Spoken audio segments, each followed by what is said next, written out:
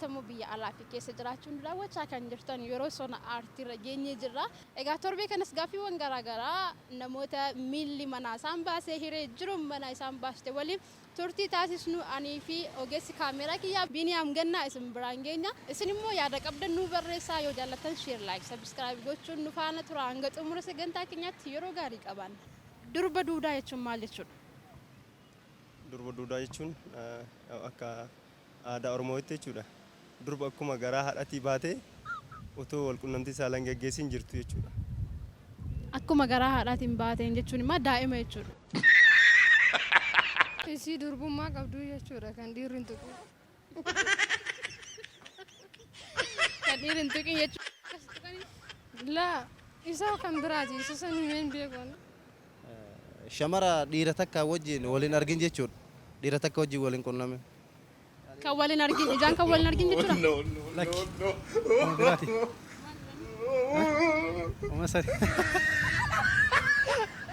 Durba duudaa kan jedhamtu isii qarree kan manaan bahin kan magaalaan bahin kan dhaga'uu hin dandeenye. Gurri isheen dhaga'u miilli isheen deemu kan manaan baaneef immoo maaliif? aadaadha duraan akkas miilli isin dalagaa gurri isin deemaa garuu aadaadha duraan yoo deemteetti kan deemtu taate dhiira olii walitti buuti waan jedhamee waan shakkamuuf kabaja ofii yookiin shara ofii gatti jedhanii waan akka aadaatitti beekamuuf manaan baasan. Maal hojjette mana keessa? Hojii mana keessa qofa hojjette daa'imman kunuunsu warraa hojii adda addaa gargaaruu cirii adda addaa hojjechuu hojii mana keessa qofa gargaarti malee ala baatee hin deemtu haadhatu fidata gaballee haadhatu baay'ee jechuudha. Inni baay'ee qaanee hiriyaan koo waan baay'ee qaaneefu an sirruman sitti hima. Waayyuu kan jalqabne jechuudha. Oma jechuun kaasii gala. Durbi duudaa jechuun durba hin heerumin yookaan mana jirtu. Durba duudaa jedhan akka aadaa Oromootitti. Durba hin heerumin kan mana jirtu osoo hin heerumin iyyuu hafuu dandeessi mana keessatti. Barbaaduu dhiisuu dandeessi. Durba duudaa ta'uu dandeessi kun. Inni ka turmaata keessa ta'uu dhabuu mala malee garuu akka nootitti durba duudaa jedhaniituma malee odoo hin heerumne durba duudaa miti jechuu hin danda'amu. Yeroo tokko tokko wanta wayii haasofne wannoo jenna. Wannoo jechuun maal jechuudha? Dhuguma anis ittiin fayyadama jecha kana wannoo jedhanii amma wannoon kunillee ijoolleen yeroo tokko tokko ittiin taphatan ijoolleen dargaggeessi wannoo jechuun akka qaama saala saniitti illee fudhatan hin jira. Hiriyaa koo jira gaaf tokko jechuun haadha manaa qaba. Amma haati manaa isaa jalaa dhibamte. Dhibeen ishee immoo qaamota wal qunnamtii saalaa wajjin wal qabatudha. Achiiti gurbaan yookaan jedheen achiiti haati manaa koo wannoon ishee dhukkubaara akkamiin godhaanaan jedhe. Wannoon ishee maal inni jedhe.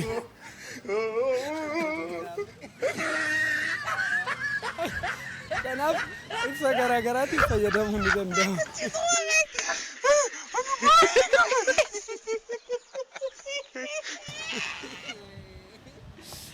Ulfaata.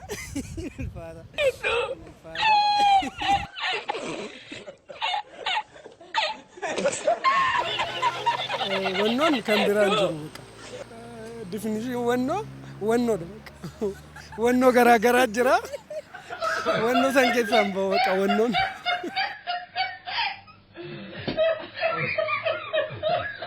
Akkuma hiriyaan koo naaf ibsan akka ittiin fudda malee wannoon annaan galu.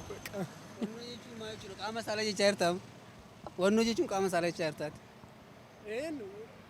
Jechuun ammaati.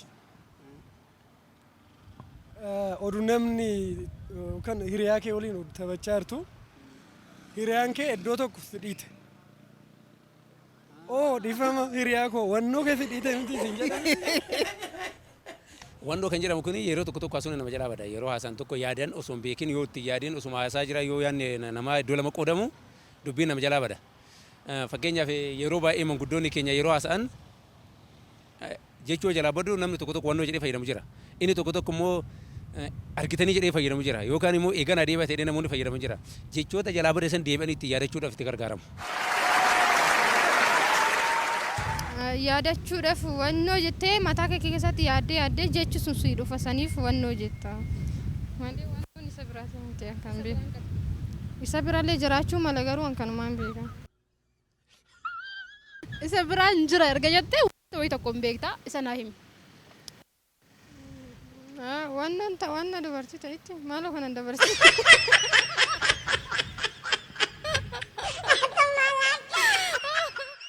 Akka naannoo shawaatti baay'inaan ni fayyadamu namoonni. Wannoo jechuun fakkeenyaaf dhimma waan tokko kanaan dura nama wajjin haasofne wannoo dheengaddaa sana akkam gootee jirta garuu akka iccititti ani fi namni waliin haasofnu sun hin beeka dhimmicha wannoo sana akkam gootee jirta yookaan immoo waa tokko dhaabbanni fakkeenyaaf iccitiidha of keessaa qaba waan namni lama beeku wannoo gaafa jettee ibsitu namoonni lamaan hin beeku jechuudha waan kanaan dura eegalte tokko yeroo ibsitu wannoo jettee dubbattaa jechaadha. Arrabaa fi arrabsuu maaltu walitti fida? Arrabaa fi arrabsuun amma jechatu tokko ta'e malee garaagarummaa hin qaba. Arrabsuuni barreeffama keessatti yoo qubee afaan Oromoo S itti dabalan yookaan isaa itti dabalan arrabsuu jedhamee dheerata. Arraba jedhanii akkuma maqaa arrabaatiin yoo waaman garuu gabaabsanii jechuudha. Arraba jedhama hiikan isaa tokko mata. Qaban. Arrabni qaama. Arrabsuun immoo dhimma biraati. Arraba jechuun arrabni isuma kana. Walitti dhufeenya qabu sirriitti qabu fakkeenyaaf kun immoo arraba na arrabse. Amma fakkeenyaaf namni tokko waa yoo jettuun kun bar arraba na arrabsite. Akkas jechuun arraba koo arrabse jechuudha. No. Akkasii miti arraba na arrabse jechuudha hin taane jechi ati jette suni jecha badaadha. Wanta ati naan jette kuni jecha amma arraba gaafa jettu jecha ati jette kuni wanta badaadha isa jedhudha. Kanaafuu qaama miiraalee ta'uu danda'a jecha badaalee ta'uu danda'a arraba jechuun. Arraba jechuun qaama miira keenya kana kan ittiin dubbannudha. Arrabsoo jechuun isatti fayyadamnee kan nama ittiin xiqqeessu kana jedhee yaada. Bareedduu faayee mana duuba kaayee jedhama. Maal jechuudha kun? Bareedduu faayee mana duuba kaayee jechuun Jaartii fuudhee mana kaayachuu jechuudha namatti gadi baasu. Mana duuba maal gootire? Mana duuba. Mana duuba ofii jedhee malee jecheessanii fiikee malee garuu gadi hin baasu mana keessa kaayate jechuudha. Kun akka hibboo natti fakkaata. Bareedduu faayee. Deebisuu hin dandeenye osoo narra deebiste gaariin ta'u. Wanta bareedaa mi'aawaa tokko jira. Garuu mul'achuu hin qabu baqa. Yeroo inni itti mul'atu hin jira. Garuu yeroof bakka qaba. Mammaakicha akkanaaf galutti wanti tokko hin jira. Baay'ee bareedaadha. Baay'ee mi'aawaadha. Garuu wanta sanatti itti fayyadamuuf iddoof yerootu barbaachisa. Meeshaadha. Bareessee meeshaa wayii bareessee mana duuba kaayee waan akkasiiti. Mammaa kana baay'een beeku kan akkanaa dhaga'een beeku jechuudha. Gara gaafa yaadu bareedduu erga taate silaatii fuulduratti bahuu qabdi ture maaliif duuba teesse? Maaf mana duuba kaa'e? Bareedduu faayee mana duuba kaa'e. Mushurraa misirroo jechuudha. Tan heerumaaf qophoofte natti fakkaata dubartiidhaaf. bareedduun faayee mana duuba kaayee jedhu kana beektaa bareedni boodumarra dhufte jechuun amma jira akkasitti kan fuuldura kaatanii kan agarsiisan namaa miti. Suni meeshaa adda addaa daawwannaadhaaf bareedummaaf fuuldura kaa'u. Garuu yeroo baay'ee nama bareedummaaf fuuldura kan yeroo barbaadametti dhufaa miree bareedni. Maaliif akkas ta'e jettee yaaddami? Bareedni qaalii waan ta'eef. Kanaafuu waan qaalii gatii qaalii akkamittiin duuba kaarre? Yeroo barbaadametti wanti tokko yeroo barbaadametti qaalillee yeroo barbaadametti rakasa ta'e argamami. Sa'aatii barbaadametti yeroo barbaadametti qaalii ta'e waan argamuuf bareedni yeroo isaa eeggatee dhufe qaalii ta'e argama. Guddaa galatoommaa gaaffii irratti waan hirmaattaniif fayyaa ta'a. Fakkiyaattillee fayyaa ta'e. Yookiin immoo hiriyaa dhiiraa kan hin qabne durba duudaa jenna. Hiriyaa dhiiraa kan hin qabne kan gabaan baane. Dhaabaa. Daabboo. No. Amma yeroo nuti xumuruun seenta deemsi.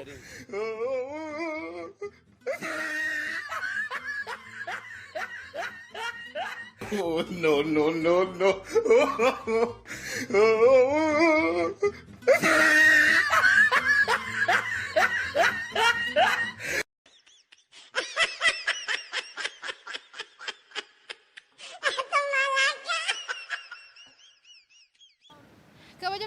daawwattoota keenya egaa hanga yoonaa wajjin bashannanaa bu'aaraa waliin turreerra amma immoo yeroon geesse gargar ba'uuf jenna egaa torbee sagantaa wal fakkaatu kan biraatti walitti deebina nagaan nu tura fayyaa ta'a.